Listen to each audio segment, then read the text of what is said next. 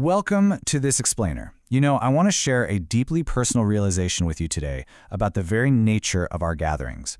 For years, I really struggled with the traditional concepts of what church is supposed to look like, and I bet a lot of you are on that exact same journey right now. So I want to invite you to walk with me through this and essentially rethink everything you thought you knew about how we're called to assemble. We're going to challenge some pretty deep-seated assumptions today, so let's dive right in. Let's just start with this incredibly simple question. Isn't a house a building? It sounds almost too obvious, right? But asking myself this exact question absolutely shattered the false choice I used to be trapped in. Think about it. We spend so much energy arguing over the venue. Is it a grand cathedral, a slick modern auditorium, or a cozy living room? While completely missing the actual point. The ecclesia, the true gathering of the called out. It's not about what kind of physical structure we're sitting inside. It's about something entirely different. Which brings us to Section 1, the building versus house debate. Okay, I'll admit it. I used to be totally trapped in the mindset that house churches were the ultimate answer. I honestly thought that just getting out of those big institutional buildings was the silver bullet for finding genuine faith. But when you really look at this comparison, it hits you. In its essence, the typical house church is hardly any different from the building church. Why? Because neither one actually organizes itself as the true government of God. Sure, they change the location, they swap out the pews for couches, but they don't change the foundational structure of how the people actually operate with one another. It's literally the exact same system, just repackaged into a smaller room.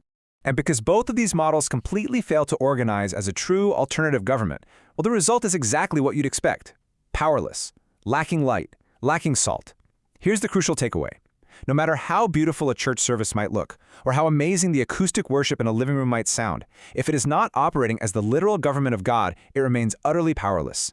It completely fails to be the salt of the earth and the light of the world that we are explicitly called to be. Let's move into Section 2, the house church trap. See, house churches, as well-intentioned as they absolutely are, can so easily become an excuse. It turns into a feel-good trap. It feels intimate, it feels safe, but a lot of the time it's actually an escape from being the called out. It becomes this really comfortable way to avoid picking up our cross and truly following Christ's difficult calling. We downsize the building, and in doing so, we subtly downsize our responsibility to each other and to the world around us. We kind of trick ourselves into thinking we've solved this profound problem in our spiritual walk just by changing our address on Sunday morning. And this brings us to a pretty sobering reality.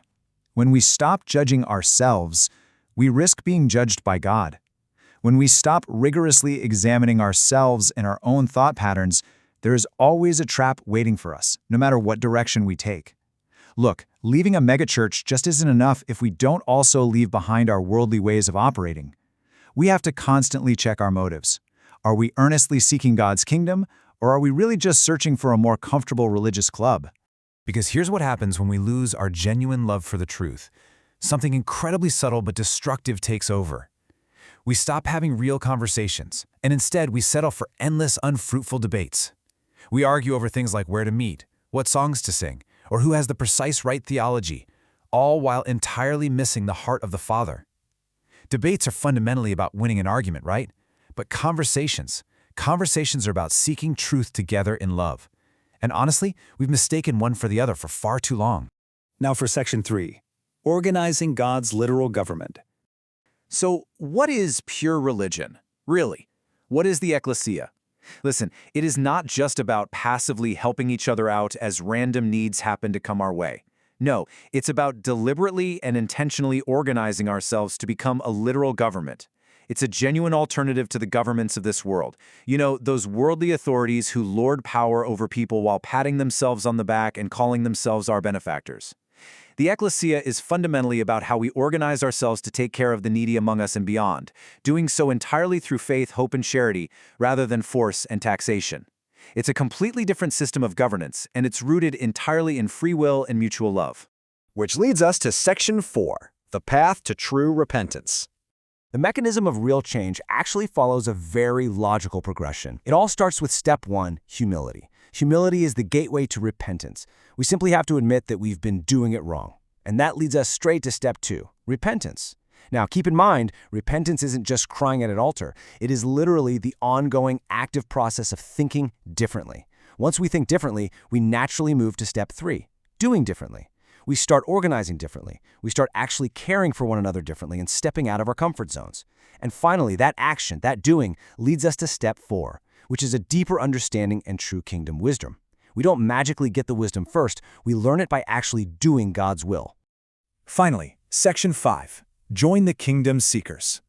Having walked this introspective journey myself, from the big building to the house church, and finally to seeking the actual ecclesia, I really want to invite you to stop navigating this all alone and join our living network today. It's time to put an end to our rebellion against our perfect Father. If you are finally ready to move beyond the endless debates and actually start putting this alternative government into practice, I strongly urge you to visit preparingyou.com. You can also sign up right now at the preparingyou.app. Over there you can learn so much more about these topics, and most importantly, actively connect with a living, breathing network of true kingdom seekers who are doing the hard work of organizing by love and charity. I'm going to leave you with one final thought to challenge your walk today. Will you stop debating over buildings and start organizing God's government today? Will you continue the comfortable illusion, whether that's sitting in a megachurch or lounging in a living room, or will you take action and truly become the ecclesia? The choice is entirely yours. Head over to the Preparing You Network and let's start building the kingdom together. Thanks so much for joining me for this explainer, and I really look forward to connecting with you.